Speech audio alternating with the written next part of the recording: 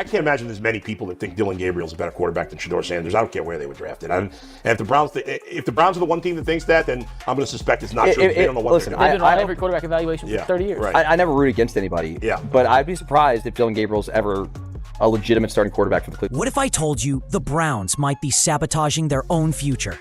Dillon Gabriel just put up one of the ugliest training sessions you'll ever hear about. Sacked 4 times on 5 reps, barely completing a single pass. And yet somehow, he's still being handed the backup job over Shedeur Sanders. Fans are furious, analysts are calling it politics, and now questions are swirling about whether Kevin Stefanski and the Browns are hiding something. Is this really about protecting Shedeur's health, or is it something much bigger? Seemed like a lot of bootlegs, and a lot of bootlegs where nobody was really open. And he just kind of had to throw it away. At the Browns' joint practice with the Philadelphia Eagles, Dillon Gabriel had the kind of day no quarterback ever wants to remember. From the very first snap, the Eagles' defense smelled blood in the water. Gabriel rolled out on bootlegs, but every time he tried to escape, defenders were waiting. Out of 5 total reps, he managed to complete just 1 pass. The other 4? Sacks.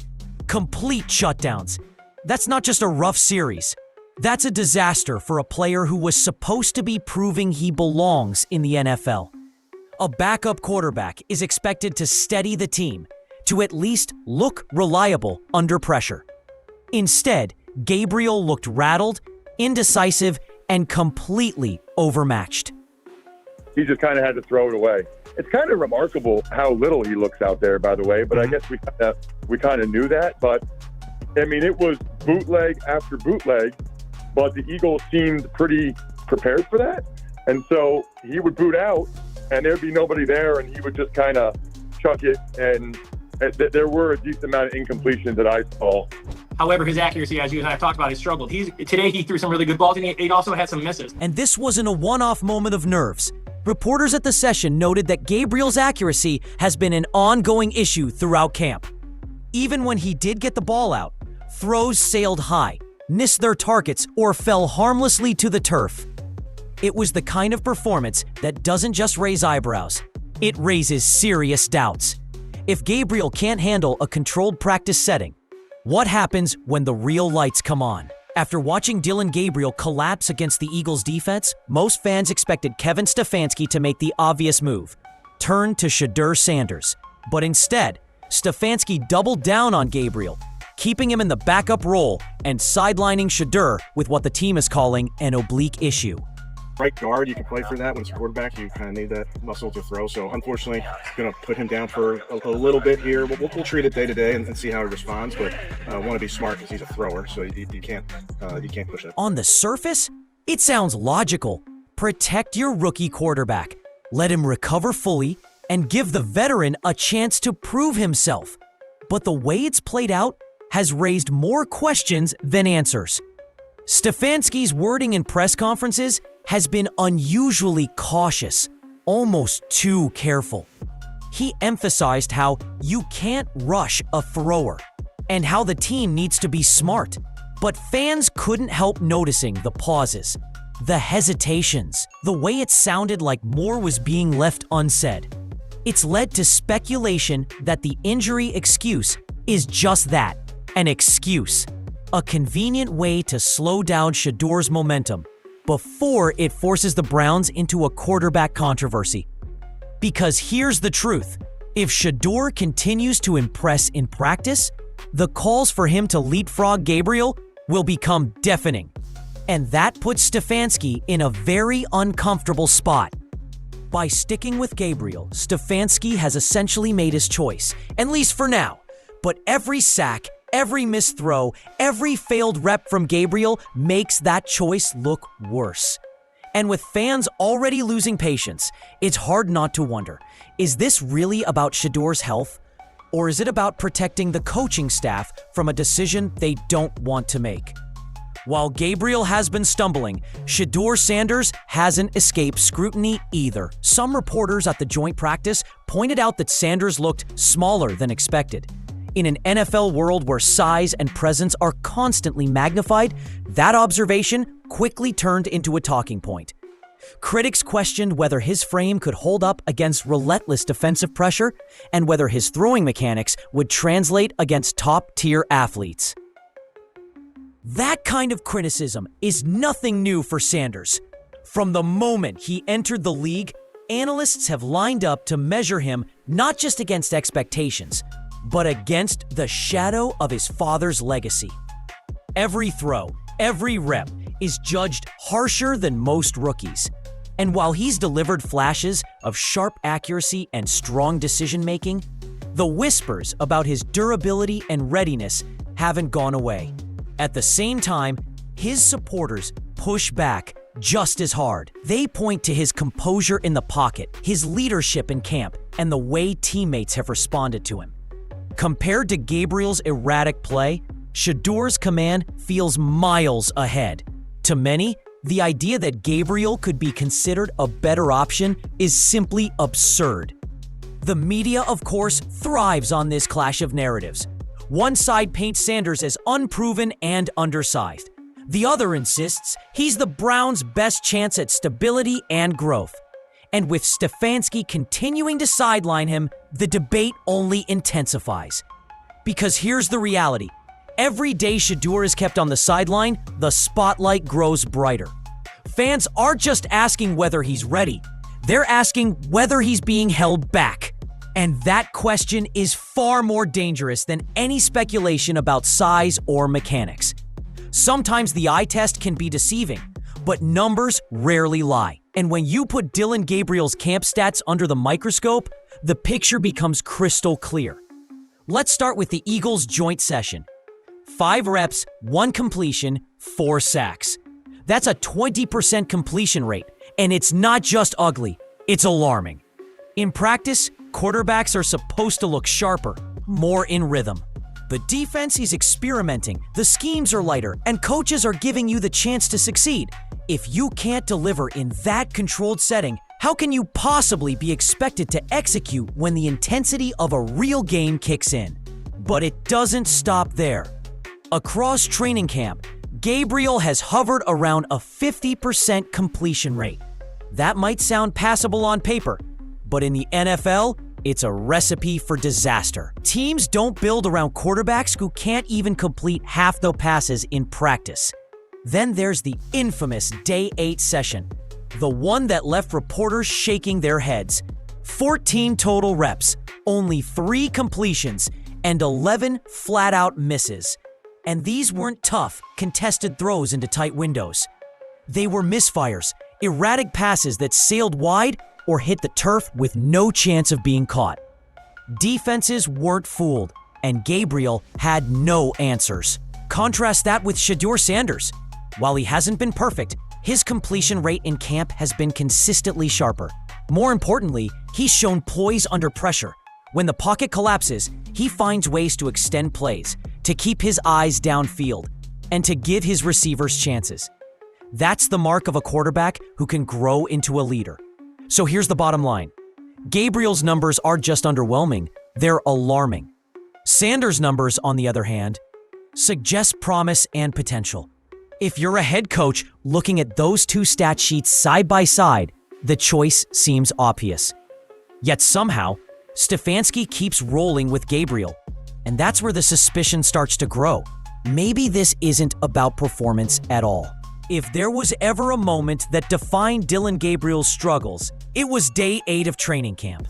14 reps, 3 completions, 11 misses, and not the kind of misses you can excuse as bad luck or tight coverage.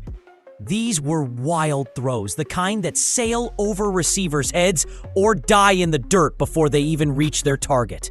Reporters on the sidelines didn't just note the inaccuracy, they noted how predictable Gabriel had become. Defenses read him like an open book. His bootlegs were sniffed out instantly. His progressions looked rushed, and his footwork collapsed under pressure. Instead of adjusting, he kept repeating the same mistakes. That's not just a bad day. That's a pattern. And here's where it becomes impossible to ignore. Quarterbacks are supposed to build momentum as camp goes on. They're supposed to look sharper with more reps, more chemistry, more time in the system. Gabriel's trajectory has been the opposite.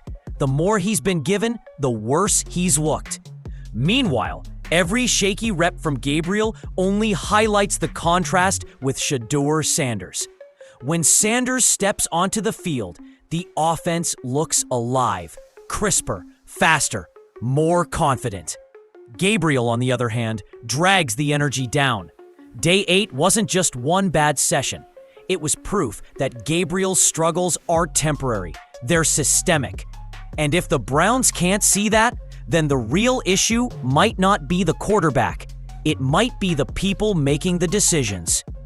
On the surface, Kevin Stefanski's handling of the quarterback situation looks like a simple coaching decision. Protect Shedeur Sanders while he recovers, give Dillon Gabriel the reps, and let the depth chart sort itself out. But to a growing number of analysts and fans, it doesn't feel that simple at all. Take Stephen A. Smith, for example. He argued that what we're seeing in Cleveland isn't football, it's politics.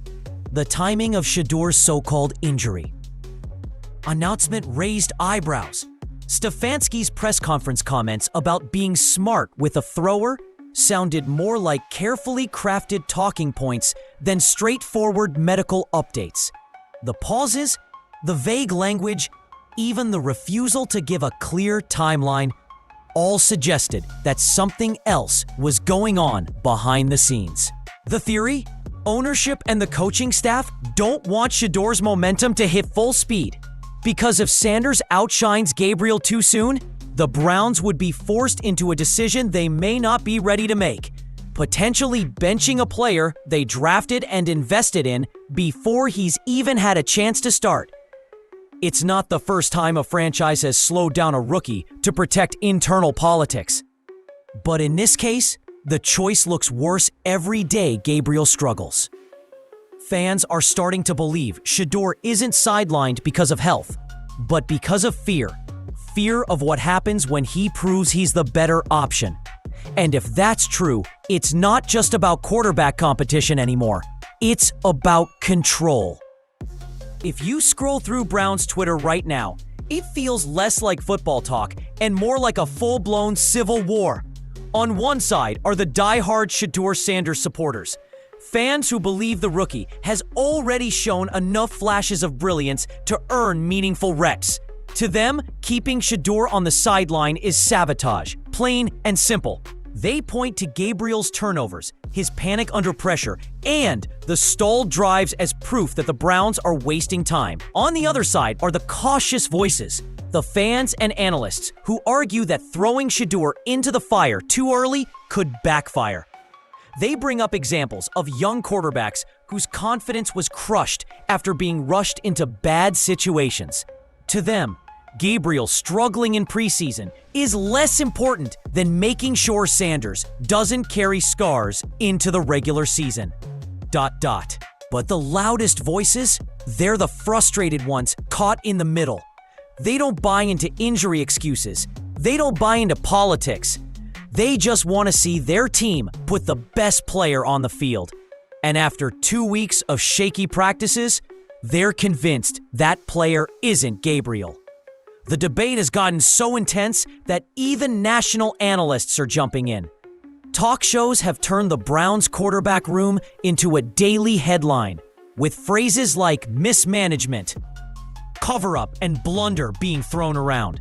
Every Gabriel mistake adds fuel to the fire, while every Sanders sighting on the practice field becomes a trending clip. The fan base is divided, the media is circling, and the pressure on Stefanski is mounting by the day. Because the longer this clash drags on, the harder it will be for the Browns to keep control of the narrative. So where does Cleveland go from here?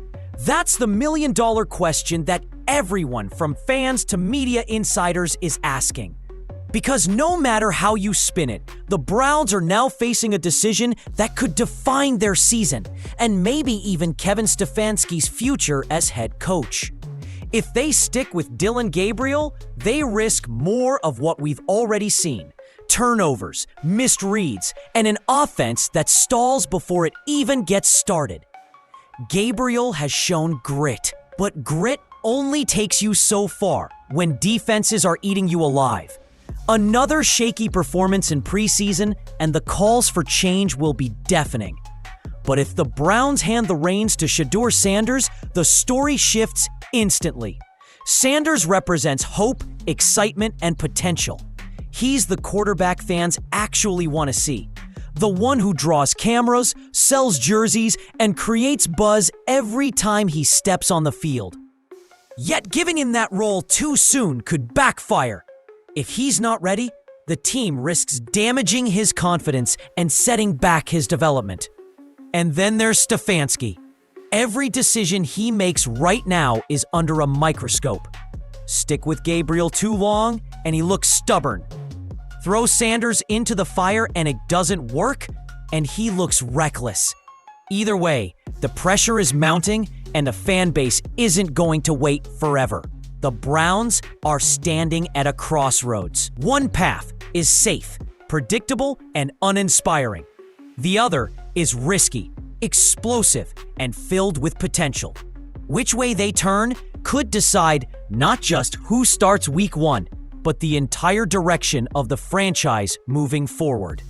Because at this point, one thing is clear. Doing nothing isn't an option. The storm is already here, and how Cleveland handles it will reveal everything.